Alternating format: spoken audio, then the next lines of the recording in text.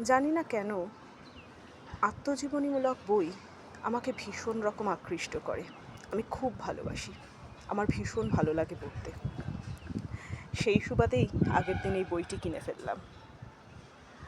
ষষ্ঠীপদ চট্টোপাধ্যায়ের লেখা রাঢ় ভূমির দেবতা। এবং বইটি কিনে পড়েও ফেলেছি। পড়ার পর এক অদ্ভুত অনুভূতি হলো। একজন সাহিত্যিক আর একজন মহান সাহিত্যিকের সম্পর্কে লিখছেন এবং আত্মজীবনীমূলক বা স্মৃতিচারণমূলক উপন্যাসের বা লেখার এক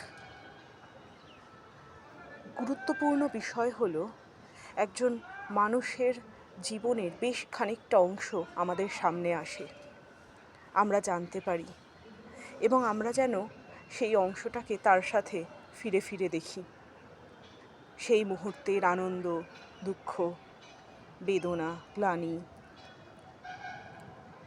সাফল্য সবটাই যেন আমরা সেই সাহিত্যিকের সাথে আরেকবার নতুনভাবে অনুভব করতে পারি।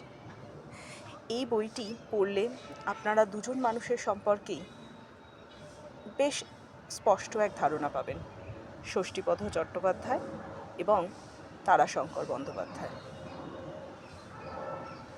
বইটি আমার ভীষণ ভালো লেগেছে, আপনারাও পড়বেন।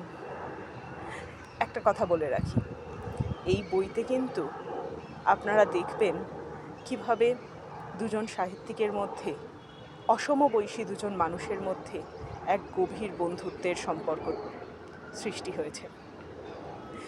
বাকিটা আপনাদের ওপর। বইটি পড়লে আমায় জানাবেন কেমন লাগলো।